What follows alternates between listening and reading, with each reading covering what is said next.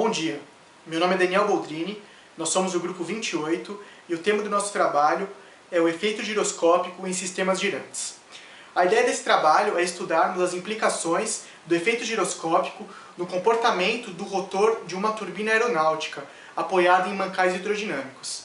Para podermos analisar as velocidades críticas quando comparadas com a faixa de operação do rotor, nós preparamos um modelo por elementos finitos, elemento esse que consiste em dois discos, um simbolizando o estágio do compressor e o outro simbolizando o estágio das paletas, assim como o nosso eixo e os mancais hidrodinâmicos.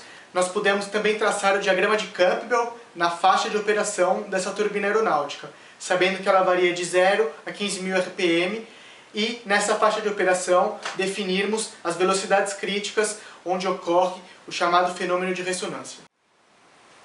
Antes de mais nada, vamos definir o que é um rotor. O rotor ele é um sistema mecânico rotativo composto por um ou mais discos acoplados a um eixo e apoiado por mancais.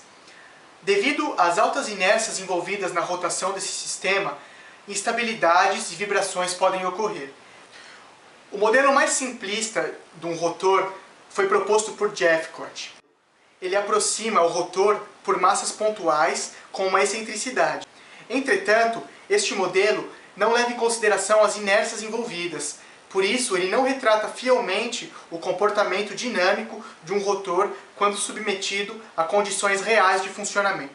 O modelo mais próximo da realidade pode ser obtido se levarmos em consideração os momentos de inércia de cada um dos corpos envolvidos.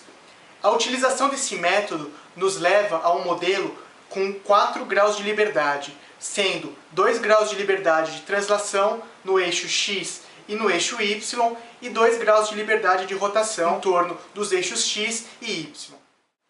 A grande pergunta então do nosso trabalho é a seguinte: o que seria o efeito giroscópico? O efeito giroscópico é um efeito que ocorre quando se tenta alterar a posição angular do eixo do giro do rotor. E essa inclinação é responsável pela mudança das frequências naturais do sistema, como nos mostra um diagrama chamado do diagrama de Campbell.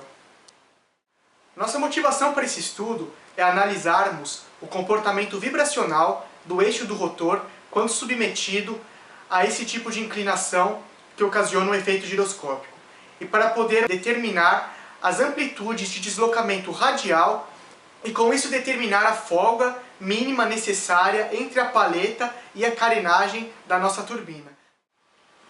Como forma de simplificação do nosso problema, utilizaremos o método dos elementos finitos, com a utilização de 4 nós.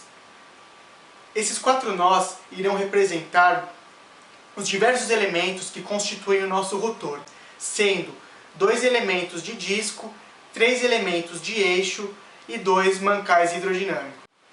A definição dos deslocamentos dos graus de liberdade foi feita seguindo o modelo de Genta. Neste modelo, cada grau de liberdade possui 4 deslocamentos, sendo 2 deles de translação e 2 deles de rotação. Considerando o efeito giroscópico e modelando os mancais por matrizes de rigidez e amortecimento, temos a equação global do movimento da forma m q2 mais c q mais k q igual a f de t, onde f de t representa o desbalanceamento rotativo dos nossos rotores. Para a matriz MD, consideramos MEC mais MEG somadas à matriz de inércia do disco MD. Para o termo relativo ao amortecimento, temos CM mais G mais GD. E em relação às rigidez, consideramos KFC como sendo a matriz de rigidez do eixo devido à flexão e ao cisalhamento. A partir deste questionamento, todas as matrizes foram implementadas no software MATLAB. Foi introduzido um momento de desbalanceamento de 0,0005 kg/metro, que vai representar a anisotropia do nosso disco e, consequentemente, o momento de desbalanceamento que vai gerar a excitação do nosso sistema. A partir dos nossos dados, nós somos capazes de extrair diversos resultados: as frequências naturais, diagrama de Campbell e velocidades críticas, os modos de vibração, variação do fator de amortecimento, a função de resposta em frequência e a resposta temporal do sistema.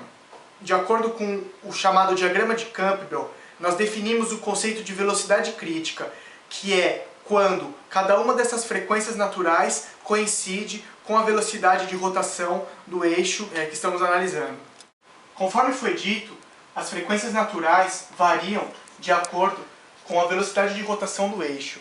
Portanto, o melhor método para se determinar as frequências de ressonância da turbina é através da determinação dos pontos de intersecção das linhas das frequências naturais com a linha da velocidade de rotação.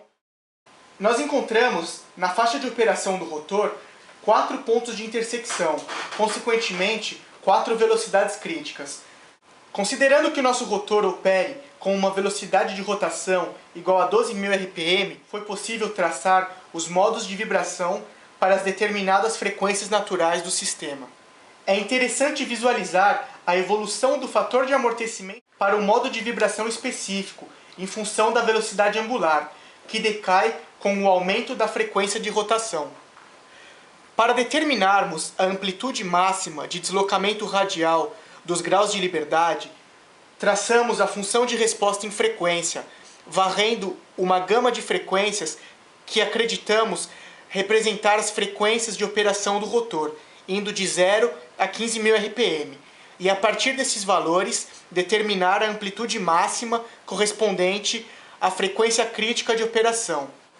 Para conhecermos a resposta temporal do sistema na frequência de operação nominal de 12.000 RPM, integramos as equações diferenciais no tempo, obtendo o comportamento de cada grau de liberdade no intervalo de 0 a 10 segundos.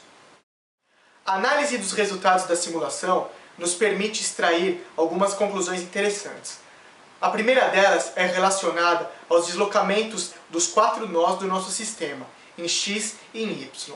Observando a função de resposta em frequência, nós observamos que o deslocamento máximo se dá no grau de liberdade 6, deslocamento em y, correspondente a 0,62 mm para uma rotação de 8.100 RPM. Essa, portanto, é a folga mínima necessária entre as palhetas e o rotor, para que possamos garantir uma operação sem contatos. No caso dos deslocamentos angulares, tanto em torno do eixo X quanto em torno do eixo Y, os valores obtidos foram muito pequenos, sendo, portanto, desprezíveis quando consideramos o movimento do rotor como um todo. Em relação às velocidades críticas, devemos garantir que o nosso rotor possua potência suficiente para ultrapassá-las e assim evitar a condição de ressonância que ocorre em cada uma dessas 4 velocidades críticas. Finalmente, a análise da resposta temporal dos deslocamentos para uma rotação nominal de 12.000 RPM nos mostra que para os primeiros 4 segundos a vibração do nosso sistema apresenta uma parcela correspondente à vibração em regime transiente. A partir desses 4 segundos, esse transiente desaparece e a vibração do nosso sistema é somente devida ao desbalanceamento rotativo, entrando assim em regime permanente. Com isso, nós concluímos a análise do nosso rotor submetido ao efeito giroscópico. Esperamos que vocês tenham gostado e desde já agradecemos. Obrigado.